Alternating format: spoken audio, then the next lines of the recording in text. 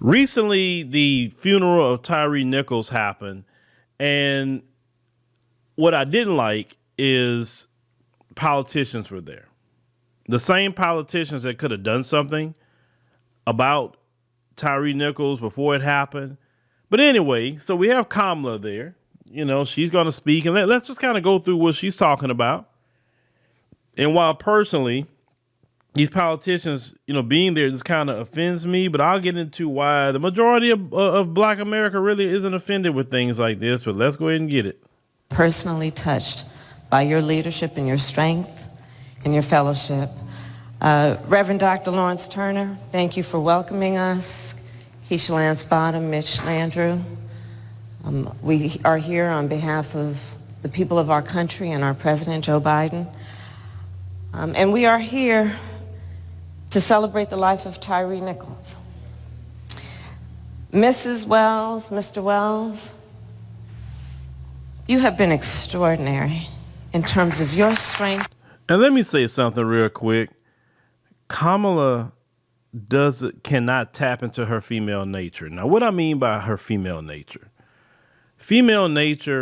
we talking about the average, we're not talking about the minority, is empathetic. They're nurturing. They're, know how to show emotion. You know what I'm saying? Those three things for sure. And Kamala, if you just keep watching her and just watch how even when she fake laughs on some things, right? Kamala walks around here like a doggone man. And the reason why I say that is because that's how men kind of be. But at least Barack Obama know how to do it a whole lot better. Barack Obama, trust me, he really can rock a crowd. I give him that much. But this woman don't wear no dresses. Never see in a dress. Always a pantsuit. Where your dresses at? You wore a dress to the inauguration, but why are you wearing a pantsuit every day? Like I don't know. I just had to touch on that because I just have a thing about femininity. I have a thing about it. This woman does not, really exude femininity, and she's too hard like a doggone man. Your courage and your grace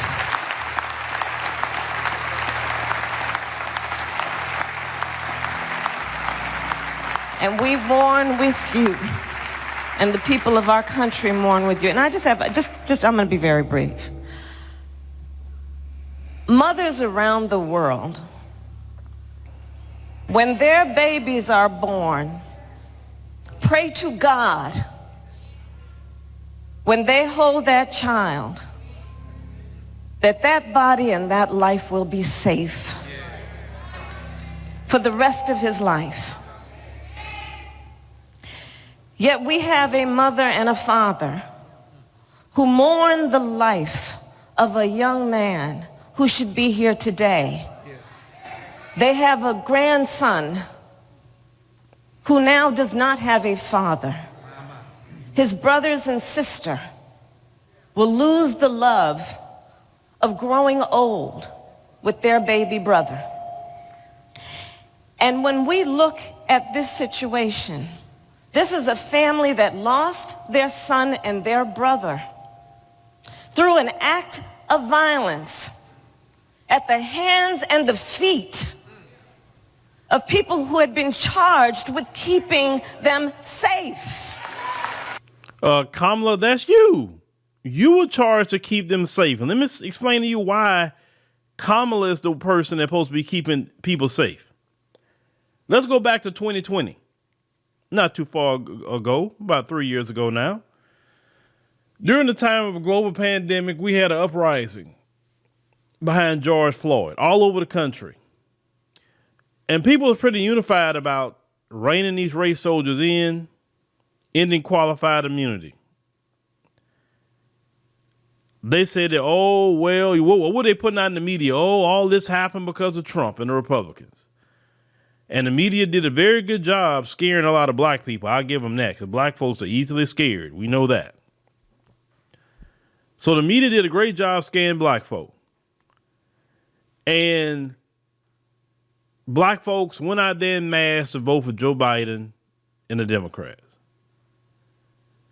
So the Democrats won the Senate won the House and the White House as well. The Democrats played a game on Black America.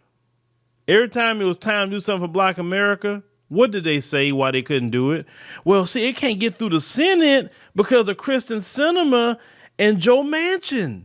It's because of them, or well, the filibuster. You know, we can't really do much about the filibuster. The filibuster is not constitutional law. It's not enshrined in the Constitution. It's a Senate rule. And if you understand anything about the filibuster, you know it's rooted in racism and white supremacy. You know that because the filibuster was used to try to stop us from getting even the Civil Rights Bill. You understand? But when it was time to sign that Asian hate crime, we can get rid of the filibuster. So you need to blame Nancy Pelosi, Chuck Schumer, and Joe Biden. Now you could say, well, the George Floyd bill, it went through the House, but in the Senate, they all tied in. Did she pressure him publicly? Did she say, hey, Chuck, you the majority leader in the filibuster so we can get this through? We got to get this through. Hell, you would think they want to get it through after all them folks ran up in the Capitol, right? But no, because they all on code with each other, and they on code to not make sure the black man and woman is not protected in America. They all on code with that. Even your black politicians who are just collaborators in white supremacy, most of them are Boule members, if not all, are Boule members. So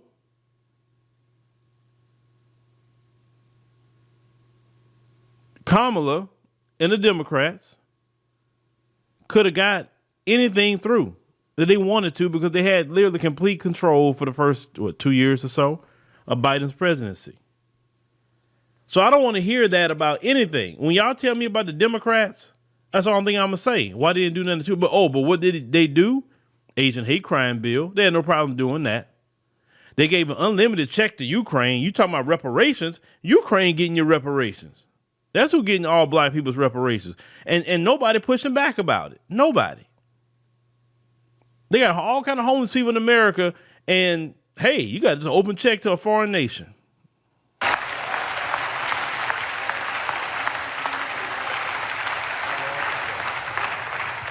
And when I think about the courage and the strength of this family, I think it demands that we speak truth.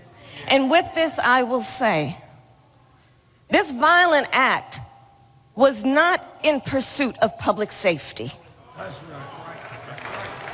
It was not in the interest of keeping the public safe, because one must ask, was not it in the interest of keeping the public safe that Tyre Nichols would be with us here today? Well, let's talk about that Memphis Police Department. The head mammy in charge, Sarah Lynn Davis, created that Scorpion unit. Do you know that Scorpion unit was comprised of 40 cops, broken down in, I think, 4 teams, and they were only dispersed in the black community? This wasn't a unit that was dispersed all over the city, right? And they're looking just for, violent crimes and drug dealers, etc., in the city. No. Only the black community had to deal with Scorpion. The white community have to deal with that. The Hispanic community have to deal with them. The Asian community have to deal with them. The East Indian, Arab, nobody else community had to deal with that except the black community.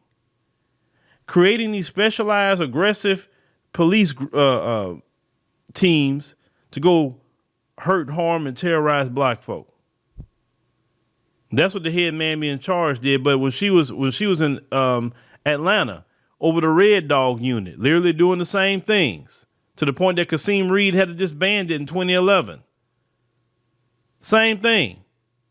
The same head mammy in charge that got fired from Atlanta Police Department for not investigating Zaddy, right?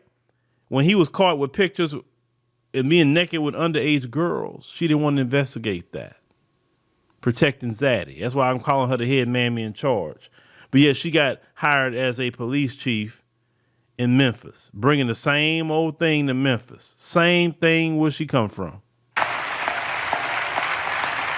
Was he not also entitled to the right to be safe? So when we talk about public safety, let us understand what it means in its truest form. Tyre Nichols should have been safe. He should have, but all you politicians locally, because remember, the Memphis mayor was applauding the Scorpion unit. He applauded that. So it's local politicians' fault, the state's fault, and federal government's fault. Once again, we back at the same place all over again. And this what y'all ran out here in the middle of a global pandemic for, black folk? Because let's call it what it is. 87% of black women support Joe Biden.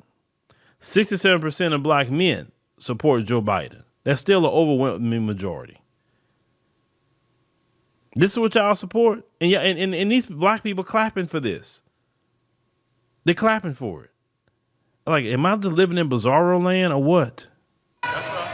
So I'll just close by saying this. I was, as a senator, as a United States Senator, a co-author of the original George Floyd Justice and Policing Act. And as Vice President of the United States, we demand that Congress pass the George Floyd Justice and Policing Act. Joe Biden will sign it. And we should not delay, and we will not be denied. It is non-negotiable. And with that, I'll just, Pastor, if you don't mind, one of my favorite. Once again, it's insulting. It is insulting, insulting, insulting. It's insulting what she just said. Once again, I want to remind everyone, Democrats had the House. Democrats had the Senate. Democrats had the White House, and they didn't get it done.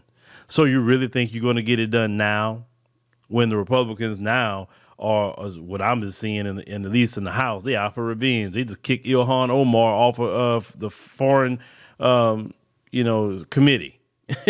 they doing things like that. You really think it's going to get through with them when they're looking to get back at y'all? I mean, come on. No. I'm talking about the Democrats. Because black folks showed up to vote. They showed up. And who got rewarded for black folks showing up? LGBT, Asian community, Ukrainians, illegal immigrants. All these different people got rewarded off of black people's vote. What did black people get? Not a freaking thing. Verses in Scripture is Luke chapter 1, verse 79. Which tells us God will help us to shine a light upon those who sit in darkness and in the shadow of death, to guide our feet in the way of peace. Let our memory of Tyre shine a light on the path toward peace and justice. Thank you. Kamala, that scripture in itself condemns you too. You understand that? God has put you in a position of power to do good in the earth. You and Joe Biden. And you're not doing it. You're just maintaining white supremacy, because after this happened, the first thing Joe Biden came out and said, well, we're a country of law and order. We're a country of laws and order. Now, I thought that was only Trump and them saying that sort of thing. Yeah, Biden said, but anybody know Biden's history? Biden and Trump, supposedly you say, they are the same, literally. So what made them really different? But you had to get that Trump out, though. You had to get him out. And how has that been working? Because I don't care what y'all say. It had really been doing a good thing, in my opinion, in a whole lot of ways. But let me play this last few seconds. And I stand corrected. She actually had on a skirt today. I stand corrected. But 9 times out of 10, she don't have on a skirt. But she's still walking around with that jacket on. Okay, like, what's wrong with wearing the dress? I'm sorry. What's wrong with wearing it?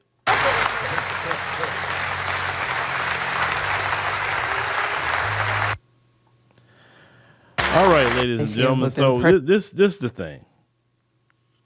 That this, like I said, it just really bothers me because these politicians doing this and showing up and oh yeah, we with you and like the Democrats, they play this game and black folks just accept it. It sickens me to the core.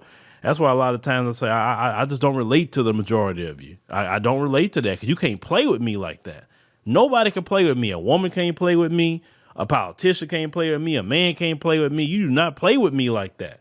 When I'm seeing what you're doing, because I'm a firm believer of watch what a person do, listen what a person say, more than you just even speaking back to them. Keep your eyes and ears open.